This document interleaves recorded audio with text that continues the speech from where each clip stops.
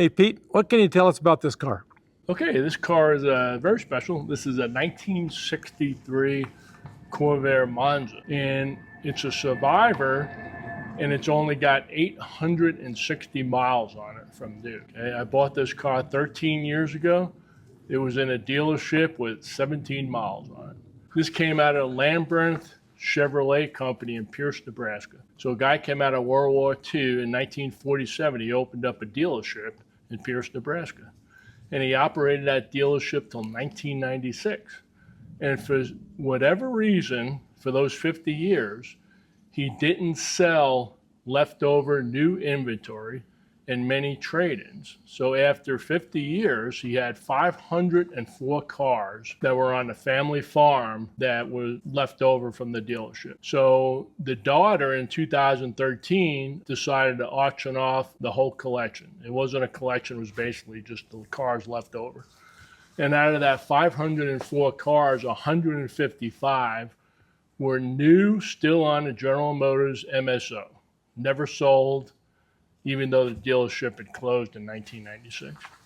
So, however, over the years, all the cars ended up on the family farm outdoors. All of them were basically degraded. Some of them were parts cars, some could be restored, and so forth. However, there was 15 cars that were left in the dealership, never outside. Out of that 15, 10 of them were new. And this is one of those 10 cars that came out of the dealership. Now, it was never dealer prepped. Okay, it never had the antenna installed, the left side view mirror, it still had the plastic on the seats, and it was completely filthy after 50 years in the dealership, like all the cars were. But that's the story on how I got this car. Okay? There were 20 new Corvairs. Only 2 of them were in the dealership. The rest were outdoors, and they were parts cars at best. And I am the original owner, because it was still on the MSO in 2013 when I bought it. So I'm the only one that's ever driven this car, by the way. That's amazing, right. Just amazing. So it's a Monza, so it's got all the chrome trim here and here. It's got the Monza hubcaps. It's a 650 by 13-inch wheel right there. So these are reproduction tires. I still have the 4 tires that came off it. And then I have the spare in the shop that's never been on the ground. 900 is the top of the line Corvair in 1963. And I talked about this before in a lot of Chevrolets. This chrome will pit first usually. It's a little pitting, but everything else is clean. All original glass, obviously. You see the original T3 headlights. And then here's, you open up the trunk right here. And it's interesting, there was no keys with the car, and you can see somebody tried jimmying this open in the dealership, I guess, at one time. And you can see it's a dent here, and where they tried to open it up. That's unbelievable. Yep. Once again, the gas tank filler right there. All original paint, acrylic. They called it Magic Mirror Lacquer in '63. There's the original window sticker. Right, it says Lambrecht Chevrolet, Pierce, Nebraska. It's got 4 options on it: 4-speed transmission, the manual radio, the 650 by 13 2-ply white sidewall tires, and it's got the L62 Turbo Air 145 engine. That's a 102 horsepower upgraded engine, and that engine was $26. To upgrade it. Upgrade. $26. That's right. The cost of the car was $25.33. Well, you know, that's a lot of money in 1963. Yeah. And this has got the paper label, Kansas City, Missouri. That was a rail yard where they transferred these cars. Still in the back window. One interesting point is when you see the cross flags, this annotates 102 horsepower right there with those cross flags. If you didn't have the 102, you didn't have that.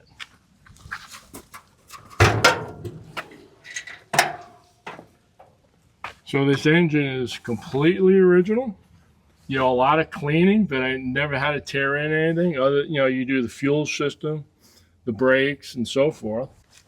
Here's the factory label. It says 102 horsepower right there.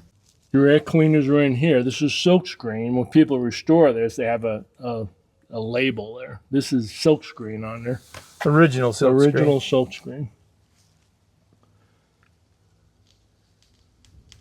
Here's your original generator, right? Delco Remy generator. Here's your original paper label still attached, right? 63, they had copper ground straps. The original spring ring battery cables. There's your voltage regulator, mechanical voltage regulator for the generator. And once again, since this thing is basically new, it's still got the original ignition wires, second quarter of 1963. You see the bolt-in oil filter, AC oil filter. Fuel pump. Here's where you check your oil.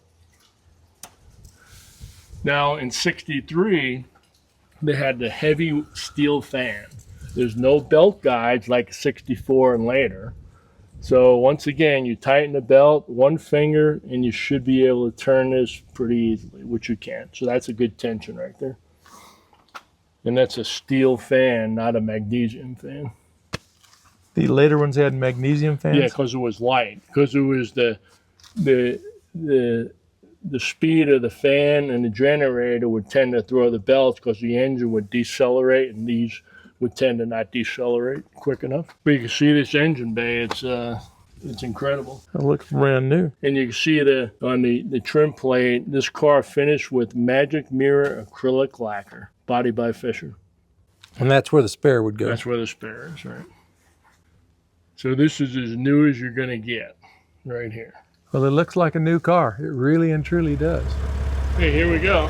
It's all warmed up. It's sitting there idling at 600 RPM. It's like a Swiss watch sewing machine.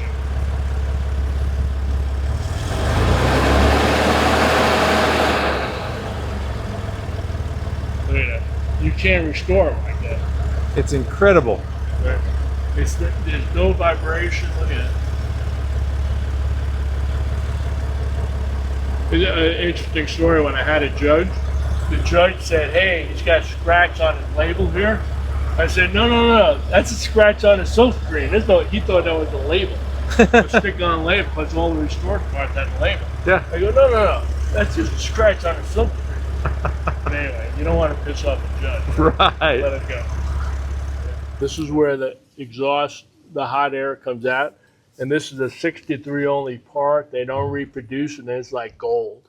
And you can see it's like mint condition. See these doors are the thermostats here. They're open right now. Yes. See, they're temperature control. So your hot air comes out there. And then this is the original exhaust with the factory seam here. That's the original exhaust. There's no corrosion on this car whatsoever on the chassis. No surface corrosion, no nothing. It's just incredible. You know, for Corvairs, they made them till 69. 69 was the last year. So people saved those 69. So every so often you see a 69 that was put away with no miles on it. Lou Grubb's Chevrolet had 2 of them. I see that one of his cars go to auction recently. You know, they got like 10 or 20 miles on them, but they're not drivable like this. So for an early model, a 60 to 64, to be 870 miles, it's unheard of. Okay, this is probably most likely the best original unrestored first generation Corvair in the country. Just had this 6 months ago at the National Convention, Corvair Convention. Where'd you have that? That was in San Luis Obispo. Every Okay. year they have an international convention. You know, they have rally, autocross, concourse, and so forth. And economy run. So this was in the concourse. This has been judged a number of times. This is the only car that was at the convention that was in the factory stock original class. And it achieved a gold, preservation, the whole 9 yards. Because it's so hard to be able to classify a car in that category. This is the only one. This car has been written about a lot. It's been in Hot Rod Magazine. It's been all over the country. I mean, it's got 860 miles on it. I've owned it 13 years, so I keep it driving. I've never had to recommission anything. I bought it, got it running, and I keep it on the road. So when I got it, the plastic was still on the seats, and you could see where they taped from the factory, where the plastic was taped on the seats. So I just left that because I don't want to scratch anything. So that's just, so when I have it judged, points are taken off of this, but I leave it. You know what I mean? Yeah. And then the back seat, just like the 65, you can see it's like brand new back there. Oh yeah, it's a painted surface and it is perfect. Perfect. Yep. Headliner's perfect. Perfect. Yep. You can see the weather strip here. It's real rubber. This is 63 years old. You would think it's brand new. Your reproduction stuff after 5 years is falling off the car. But this is real rubber. Look at it. They don't have cup holders here. Look at the label there, the warning label, tire pressure label. Then the manual radio, no push button. This is 102 with a 4-speed. You flip that up and the ashtray's in there. The mirror's beautiful. There's very little aging. Some of the headline is a few yellow spots, but that's about it. The chrome is incredible. This whole car is incredible. So since it wasn't dealer prepped, the antenna was not installed. It was with the car though. And the left side view mirror was also not installed. Those two options were dealer installed and it's noted on the window sticker. Okay, we're on the chokes. The car's cold. 851 miles from brand new. And I'm the only one that's ever driven this car. Here we go. The lowest mile 1963 Corvair there is. 4-speed manual, 102 horsepower.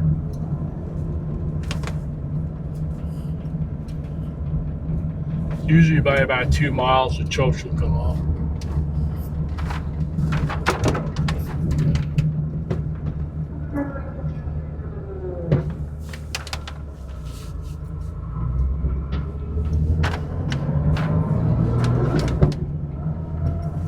How's it feel to be in a 63-year-old new car? Yeah, it's amazing is what it is, but it's just amazing. Once again, perfect arm out the window position. Yeah. You have 2 fingers on the steering wheel. And Corvair's a very light up front, so there's no power steering, obviously, and they steer perfect. So we're in 4th gear right now, 30 miles an hour. Right, the ashtray is right in there. The lighter is here. Your ventilation, the heat, air, and defrost, and 3-speed fan. Then your lights and your wiper switch. And your fuel gauge is over here. Your horn. See, right now the chokes are just about off, just the way it's supposed to be. The problem with these old cars, people don't know how to set anything up anymore. You know, they don't start up, the carburetors don't work right. I sold a 69 Camaro a few years ago to a guy in Florida. 69 SSR, it's all original. I owned it for 30 years. The car was the best running car I ever had. He calls me up the second day. He says he can't get the engine running. So I said, did you set the choke? He said, what's that? I'm just surprised you drove it. I thought, well, we won't drive that one. Yeah, we always, I got to put something on it. But since I recommissioned it, got it running and everything, 2013, I haven't had to do anything to it. You know, I drive it just enough. You know, use non-ethanol gas, and everything's good. So you run blue gas in this? Blue gas in there, yeah. Good thing in Prescott, you can still get gas without ethanol. You go to Maverick, and you pay a little bit extra, but all my cars, that's what I put in there. Yeah, that's what I run in my old Jeep. No catalytic converter. Yeah. There's a special car, been all over the country, it's been written about, Hot Rod Magazine, Corvair publications, done presentations on how do you bring a car back that's been sitting 50 years and put it back on the road. So, you know, I'll hit the, what I do on bringing cars back, just like the motorcycle, I'll bring it back now. I'll do the exterior first, clean it up, get all that looking good, then I'll start working on mechanicals, you know, brakes, engine, so forth. Then, you know, then detailing the chassis and interiors are usually last. Now this car being closed up for 50 years, the interior was still in plastic. It was good. You You know, and you never want to, people like, what do you put on the vinyl? After 63 years, you don't want to put any chemicals on anything. Right? Soap and water, and warm soap and water, that's it. It lasted 63 years. The last thing you want to do is try and put something on this vinyl seat. Right. Just clean it and leave it alone. You know, the engine oiled it up, borescoped it, it was good. And primed it and brought the engine back pretty easily. No problems.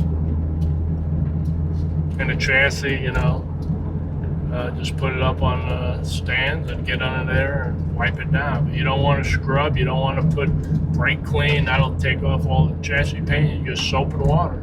Now the chassis was the cleanest part because nothing fell on it for 50 years in the dealership. So the chassis was actually clean. But when I have it judged, you know, the judging standard for chassis is like perfect. They didn't make them like that when they were new. So I lose more points on a chassis than I do everywhere else. Even though the chassis is actually the best part of the car because it was never, you know, degraded. Nothing fell on it. There was no chips or dings. But that's just a world when you have an original Survivor car, when you're competing against restored cars, you know, hey, it is what it is. You know, there's no pressure when you have a car like this because it's as built. When I got it running, and to break it in, right, you need compression pressure like an airplane. I drove it up and down Arizona Snowball to 9,000 feet to get cylinder pressure. Really? Yeah, that's what I did. That's how I broke the engine in.